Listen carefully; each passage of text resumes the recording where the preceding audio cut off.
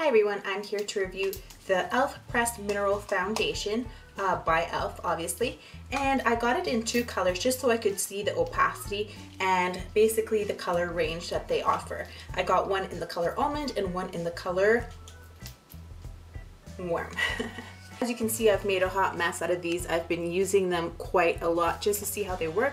I did use them as a regular powder foundation. I don't know if my face is too hairy or what, but it really just sits on top of those hairs and it isn't really blending and not offering much of coverage at all.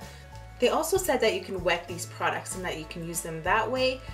I'm just going to show you how large these powder follicles are, and you should be able to see it. I don't want to flick it right at the camera. You can see how large those follicles are. I grabbed a random powder off of my vanity just to compare. So it happened to be my Milani powder that I just dropped on the floor and broke the clasp on. And let's flick this one. Can you see how much smaller those powder follicles are? I imagine that those follicles have to be pretty small to give you any type of coverage and to interlock any sort of way. So to me, that is a bit of a fail. The other fail was actually the price point. What the heck, E.L.F.?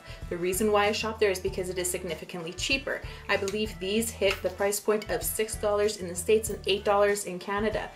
So to me, that is more expensive than Rimmel, which I prefer as a finishing powder, or CoverGirl in my translucent medium is a go-to. The packaging also stated that I could be using these wet. Although that is a pretty cool thing, I'm going to show you why it's also a fail.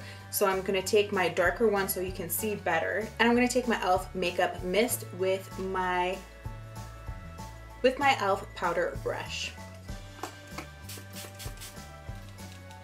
So although it's kind of cool that you can do this with a product, the problem is that the color changes so significantly when it is wet that it doesn't translate to the color that you purchased.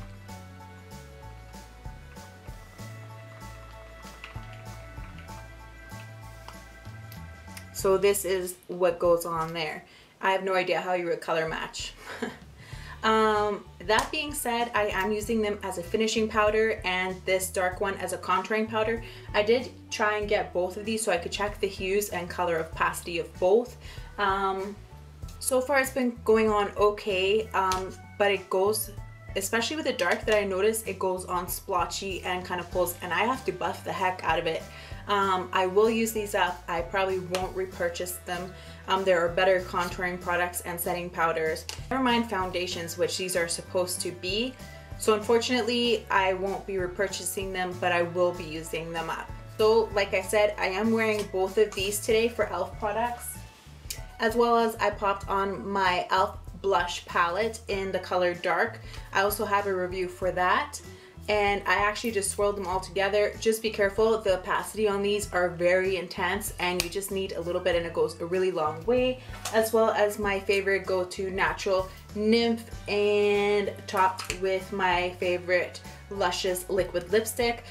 I'll list the blush review and as well as the Luscious liquid lipstick swatches down below if you're interested. Let me know what your favorite foundation and setting powder is.